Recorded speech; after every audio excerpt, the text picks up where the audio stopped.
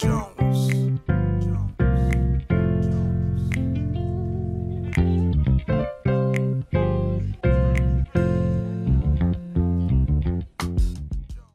Bonjour à tous, c'est une joie pour moi de vous retrouver dans une nouvelle capsule de Sa parole et moi. On prend le temps, une fois toutes les 2 semaines, une fois par semaine, de pouvoir proposer une réflexion basée sur la parole de Dieu. Parce que je suis convaincu d'une chose, c'est que la parole de Dieu contient tout ce qui est nécessaire pour nous donner et nous communiquer une vie en bonne santé. Et au travers de ces capsules, j'aborde dans des thématiques en particulier sur la vie et sur le ministère afin de pouvoir bâtir des vies en bonne santé. J'ai commencé avec vous une série que j'ai intitulée Les dons spirituels. Et la dernière fois, j'abordais avec vous, dans le précédent épisode, les fondamentaux. Et c'est important de développer et d'affermir ces fondamentaux, d'y revenir régulièrement. Parce que parfois, on oublie très vite qu'on a besoin de ces fondamentaux lorsqu'on fait face à des décisions ou à des situations assez particulières. Donc je vous invite à les réécouter, à le partager, à le commenter. Ça m'encourage et surtout ça bénit ma vie de savoir que vous écoutez et que vous êtes encouragé par cela. Aujourd'hui, je vais commencer à entrer un peu plus en détail maintenant dans les différents dons spirituels. Et on les catégorise souvent en 3 catégories, les dons spirituels qu'on voit dans 1 Corinthiens 12. On relira ce texte, on parle des dons de puissance, on parle des dons d'inspiration et on parle des dons de révélation. Aujourd'hui, j'aborderai avec vous la question des dons de puissance et dont c'est l'intitulé de cette capsule. Lisons ensemble 1 Corinthiens chapitre 12, on va lire du verset 4 au verset 11. 1 Corinthiens chapitre 12, du verset 4 au verset 11. Il est écrit, « Il y a diversité de dons, mais le même esprit. Diversité de services, mais le même Seigneur. Diversité d'actes, mais le même Dieu qui accomplit tout en tous. Or à chacun, la manifestation de l'esprit est donnée pour le bien de tous. En effet, à l'un est donnée par l'esprit une parole de sagesse. À un autre, une parole de connaissance, selon le même esprit. À un autre, la foi par le même esprit. À un autre, des dons de guérison par le même esprit. À un autre, la possibilité de faire des miracles. À un autre, la prophétie. À un autre, le discernement des esprits. À un autre, diverses langues. À un autre, l'interprétation des langues. Mais toutes ces choses, c'est le seul et même esprit qui les accomplit, en les distribuant à chacun en particulier comme il le veut. Amen. Que Dieu bénisse sa parole. Et bien, au travers de cette thématique, je voudrais aborder avec vous la nécessité, l'importance de développer, de fonctionner, d'opérer dans les dons de puissance. Notamment au travers des dons qu'on a vus, il y en a 9, on les catégorise souvent par groupe de 3. Et dans le premier groupe qui fera l'objet de notre réflexion aujourd'hui, ce sont les dons de puissance. Et dans ces dons de puissance, on voit principalement le don des guérisons, le don de faire des miracles et le don de foi. On peut les associer, ces 3, parce qu'ils fonctionnent ensemble. La guérison, les miracles, les foi. Ce sont ces dons de puissance. Je voulais aborder avec vous quelques points aujourd'hui. La nécessité, les avantages d'avoir ces dons et également les secrets lorsqu'on décide d'opérer ou bien de fonctionner dans ces dons. Parce qu'il y a une chose qui est importante, c'est que Dieu désire nous amener à vivre cette réalité. Et c'est mon premier point, la nécessité des dons de puissance. Mes amis, il y a une dimension surnaturelle dans la vie chrétienne. La vie chrétienne est surnaturelle. Le simple fait d'être chrétien est surnaturel parce que cela veut dire qu'on est de nouveau, on est de la puissance d'en haut. Parfois, on confond le surnaturel avec le spectaculaire. C'est pas pareil. On peut vivre le surnaturel sans pour autant vivre du spectaculaire. L'exemple le plus frappant peut-être, c'est celui du jeune prophète Samuel. Il n'était pas encore prophète, il vivait chez son maître, chez son mentor, Élie, le sacrificateur, et il entendait la voix de Dieu. À 3 reprises, il a entendu la voix de Dieu, il croyait que c'était la voix d'un homme. La voix de Dieu est surnaturelle, Dieu est surnaturel. Entendre Dieu est surnaturel. Mais elle n'était pas spectaculaire puisqu'il a associé cette voix à la voix d'un homme. Alors je voudrais simplement d'emblée vous dire, mes amis, ne faites pas en sorte que le spectaculaire vous éloigne du surnaturel. Il y a cela quelques jours, après avoir fini une prédication, une dame est venue me raconter quelque chose qu'elle a vécu, qu'elle a vu pendant que je prêchais. Pour moi, c'était surnaturel. Je n'étais même pas conscient. C'était pourtant pas spectaculaire. Ce qui veut dire que parfois, on peut passer à côté du surnaturel parce qu'on attend le spectaculaire. Mais lorsqu'on regarde la vie de Jésus, Jésus a vécu le surnaturel. Jésus, c'est notre maître, c'est notre Seigneur, c'est celui qu'on veut suivre. L'apôtre Paul dit que souvent ces imitateurs de Christ ou de Paul qui lui-même l'est de Christ. Le chrétien est un disciple de Christ, c'est un petit Christ. Donc si nous voulons suivre Jésus, nous allons forcément le suivre également dans le surnaturel et dans les dons de puissance. Si on veut voir la vie des premiers apôtres, l'apôtre Pierre, l'apôtre Paul, ont vécu dans le surnaturel, ont vécu dans les dons de puissance, ont vécu dans les dons de guérison, dans les paroles de connaissance, dans les dons de foi, dans le don pour opérer des miracles. Ils ont vécu le surnaturel et le spectaculaire, même parfois.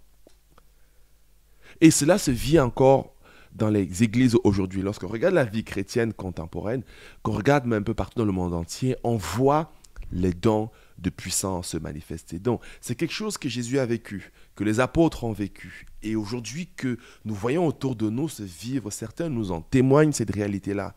Et un dernier argument, la Bible nous dit dans la prophétie, dans les nombreuses prophéties, que ce soit celle de l'Apocalypse, que ce soit celle d'Osée et de nombreuses prophéties qui disent que dans les temps de la fin, Dieu répandra son esprit sur toute chair. Il y aura une manifestation évidente des dons spirituels. Dans le livre de l'Apocalypse, on parle de deux hommes, deux grands prophètes. L'un qui aura l'esprit d'Élie, l'autre l'esprit de Moïse. Qui parlent de deux grands prophètes qui vont émerger et qui vont prophétiser pendant très longtemps, qui seront même tués devant le lieu saint. Et ces deux grands prophètes symbolisent, à mon sens, l'introduction d'une manière nouvelle des manifestations surnaturelles de l'onction prophétique et de l'onction apostolique. C'est des choses qui arrivent dans les temps de la fin et qui sont manifestes dans l'Église. Donc, pour ces raisons, nous sommes appelés à vivre les dons de puissance. Quels sont les avantages à vivre cela?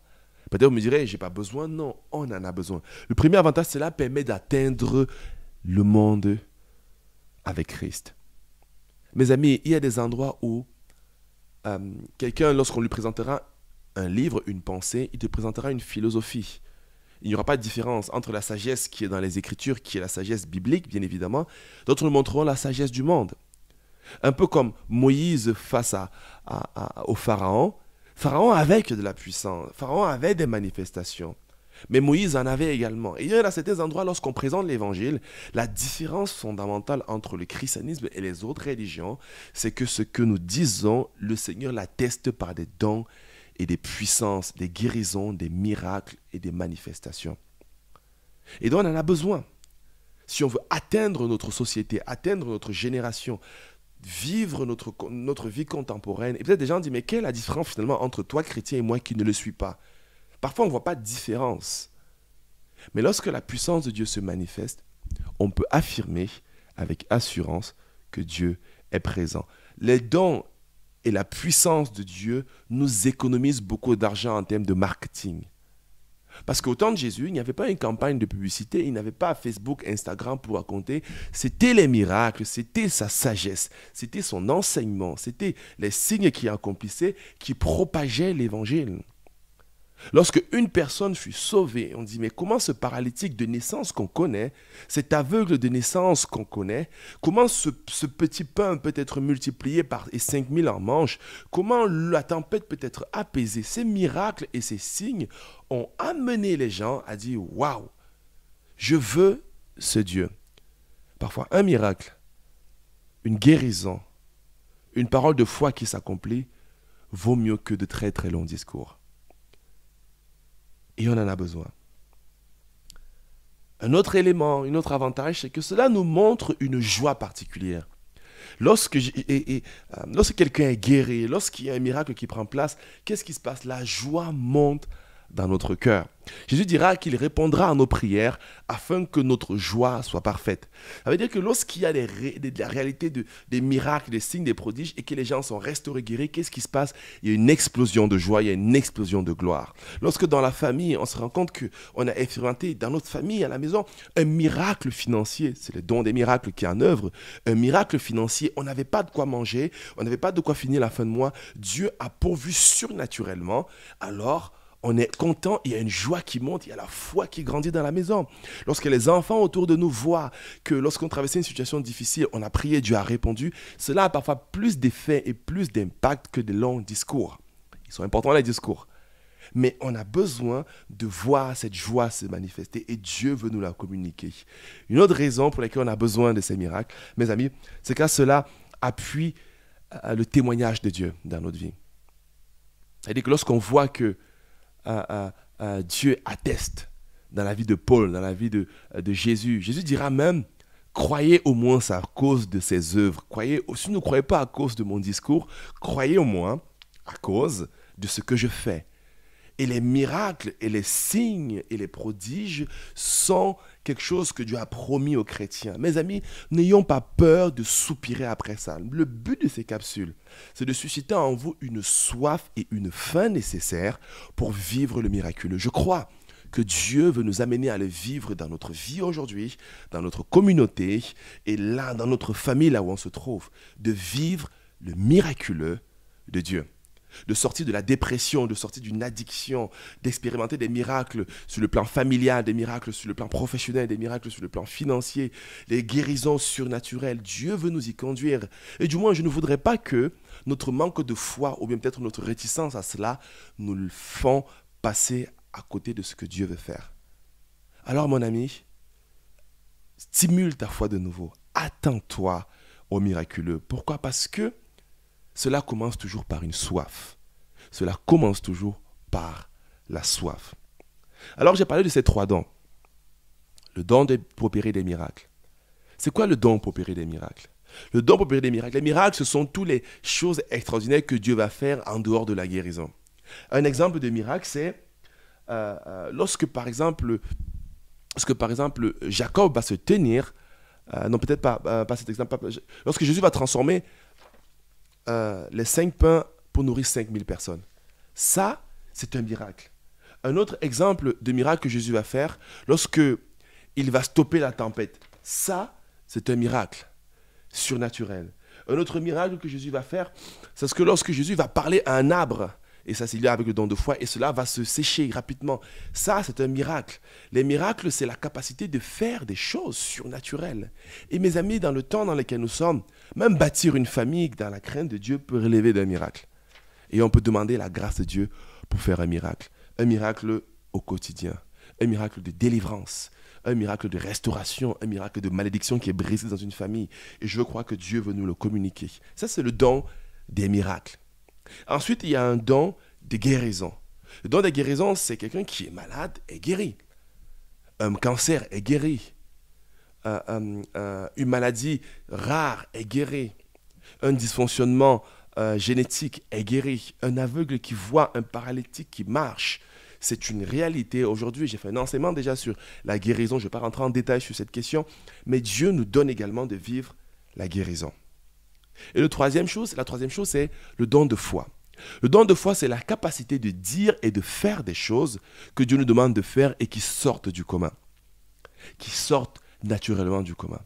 C'est cette capacité que Dieu nous donne de dire des choses de sa part. Un des exemples, j'en parlais tout à l'heure, c'est celui de Jacob, qui va se tenir et qui va se mettre à parler à toute sa descendance. Lorsque Jacob va se mettre à parler, à prophétiser sur la descendance d'Israël, à savoir sa propre descendance de Ruben, de Juda, d'Éphraïm, de chacune de ces personnes, on aurait dû dire, on aurait cru que c'est Dieu lui-même qui parlait parce que tout ce qu'il va dire va s'accomplir. C'est le don de foi, bien sûr, avec la prophétie qui est en action, mais le don de foi est cet ingrédient essentiel et qui nous permet même parfois d'opérer un miracle. Parce que le miracle va s'opérer avec une foi qui sort du commun. La foi, les miracles, la guérison manifestent la puissance de Dieu. le monde dans lequel nous sommes, a besoin de voir la puissance de Dieu, la manifestation de Dieu. Je voudrais vous donner et finir avec ça, en donnant quelques conseils plutôt sur la façon dont on peut opérer dans ces dons. Parce que la Bible dit que le Saint-Esprit, on l'a lu, le donne comme il le veut. Et il y a des principes, il y a des secrets. Et je crois qu'il y en a un en particulier. Et pour ce faire, je vous propose de lire ce texte de Jean, chapitre 5, du verset 17 au verset 23 versets, pour conclure. Cependant, Jésus leur répondit, « Mon Père est à l'œuvre jusqu'à présent, moi aussi je suis à l'œuvre. » Voilà pourquoi les Juifs cherchaient encore plus à le faire mourir. Parce que non seulement il violait le sabbat, mais il appelait aussi Dieu son Père, se faisant lui-même égal à Dieu. Verset 19, Jésus reprit la parole et leur dit, en vérité, je vous le dis, le Fils ne peut rien faire de lui-même, sinon ce qu'il voit accomplir le Père. Tout ce que le Père fait, le Fils aussi le fait pareillement. En effet, le Père aime le Fils et lui montre tout ce que lui-même fait, et lui montrera des œuvres plus grandes que celles-ci, afin que vous soyez dans l'étonnement. Amen. Dans ce texte, il y a un secret pour opérer dans le miracle. Le secret pour opérer dans le miracle, on peut décliner en plusieurs manières, mais ça veut dire la même chose. La première chose, agissez uniquement quand vous voyez le Père agir. Jésus ne faisait que ce qu'il voyait le Père faire. Le miracle se passe quand Dieu décide qu'il y a un miracle. Et dans le secret, ce n'est pas moi d'imposer les miracles à Dieu, c'est de m'aligner avec le ciel, m'aligner avec ce que Dieu fait et de faire ce que Dieu a prévu de faire. Attendre de voir le Père agir avant d'agir. Si je vois que Jésus est en train de faire quelque chose quelque part, alors je vais mettre en action et je vais le faire. Ne pas uniquement faire de ma propre initiative, parce que entre nous, entre vous et moi, on n'est pas certain. Mais lorsque Dieu décide qu'il va faire quelque chose, alors il va le faire. Si le Seigneur me dit je vais guérir 2 personnes, alors je peux décider de prier pour que 2 personnes soient guéries. Si j'essaie de prier pour que 10 personnes soient guéries, c'est plus la même chose et je ne vais pas expérimenter cette grâce-là. Opérer dans ce que Dieu nous demande d'opérer. Accepter le simple fait de suivre le Seigneur Jésus. Ça m'est arrivé plusieurs fois de me rendre compte que le Seigneur est en train de bénir certains types de messages. Alors je peux décider de changer, mais je veux suivre ce que l'Esprit de Dieu fait. Et donc c'est tout l'enjeu du chrétien, c'est de discerner et de s'aligner avec l'Esprit de Dieu et de faire ce que l'Esprit de Dieu est en train de faire. Accepter les sélections divines, c'est un principe important. Parce que parfois nous on aime tout faire, mais lorsque Jésus vient dans la piscine de Bethsaïda, il va sélectionner une personne. Dieu ne fait pas tout en même temps partout. Il peut arriver que Jésus guérisse quelqu'un durant une réunion de rien du tout, alors qu'il y a des gens qui sont plus malades et qui ne guérissent pas. Je me rappelle échanger avec un monsieur qui fréquente notre église, qui nous a dit qu'il était assis un jour durant le culte et il avait une maladie qui le gardait depuis tellement d'années. Et sans qu'on prie pour la maladie, à l'instant où il était assis, Dieu l'a guéri. Comment Dieu peut-il guérir quelqu'un alors que peut-être à la fin on a prié pour quelqu'un qui avait un cancer, un problème? Dieu choisit et il le fait ainsi. Il faut simplement l'accepter. Accepter également le principe des répétitions. Dans la Bible, on voit que parfois Jésus va prier plusieurs fois pour certaines personnes. Il va prier une fois, la personne va voir un peu, il va voir ce sera comme des arbres des personnes, il va reprier. Parfois, il va falloir prier plusieurs fois et insister plusieurs fois pour que cela se manifeste. Et enfin, accepter les moments de Dieu. Il y a les temps de Dieu. Il y a des moments où Jésus a décidé de faire quelque chose. Alors, essayons de nous aligner avec le moment de Dieu pour faire ce que Dieu nous invite à faire. C'est important de développer ces secrets pour pouvoir marcher dans le surnaturel. Dieu veut nous y conduire. Dieu, j'en suis convaincu, va te conduire. Ne regarde pas forcément les choses super spectaculaires ou bien que tu vois sur les vidéos dans ton quotidien, dans ta maison, dans ta famille, dans ton travail, dans ton ministère, dans ce que tu fais. Dieu peut opérer le surnaturel. Il veut te donner les dons. Alors mon ami, j'ai envie de prier pour toi pour clôturer, pour que tu puisses recevoir ces dons, les meilleurs, afin qu'on puisse tous le servir avec ces dons, afin que son nom soit glorifié. Eh bien Seigneur, je te bénis pour ces instants et je prie pour chaque personne qui m'écoute maintenant. Je prie Seigneur que tu communiques les dons selon ton bon plaisir. Seigneur, tu vois les défis qui sont nombreux et qui sont grands et tu vois la force de l'ennemi qui se déchaîne sur cette humanité. Je prie pour que tes dons comme au temps de Moïse, tes dons comme au temps de Jésus, tes dons comme au travers de Paul, de Pierre, commencent à se manifester maintenant dans la vie des uns et des autres afin que ton nom soit glorifié. Saint-Esprit, nous en avons besoin, pas pour notre gloire personnelle, mais pour que ton nom soit glorifié au milieu de nous. Amen. Eh bien, sois béni et à très bientôt pour un nouvel épisode de Sa parole et moi.